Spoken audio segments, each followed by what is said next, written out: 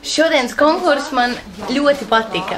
Es visvairāk biju, kā saka, ļoti pārsteigta par trešo atlases kārtu, bet es nezinu, kāpēc.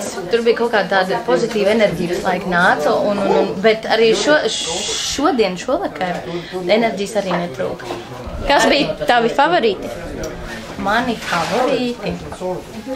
Es arī šovakar gribu palikt noslēpumā, un es savus favorītus arī neatklāju. Kā tu jūties vispār šovakar, pēc konkursa?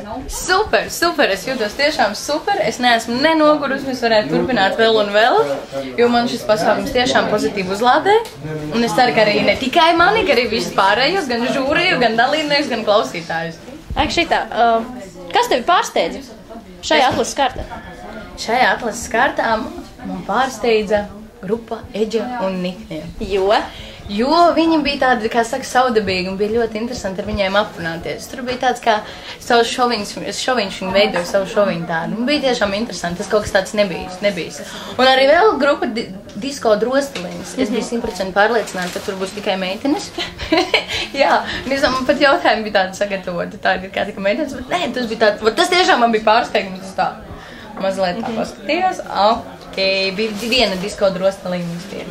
Ko tu novēlētu pārējiem dalībniekiem nākamajiem? Nākamajiem galvenais ir izturību, apņemšanos un cīņas par vēl lielāku un lielāku, jo šī ir atlases kārta. Nevajag domāt, kas tad ir atlases kārta, te jau finālā redzēsim, bet šajā atlases kārtā tieši arī viss arī noskaidrojās, kas tiks uz to finālu, kas netiks no fināla, tā kā es uzskatu, ka šeit ir jāparāda uz visiem 100, uz ko ir spējīgi.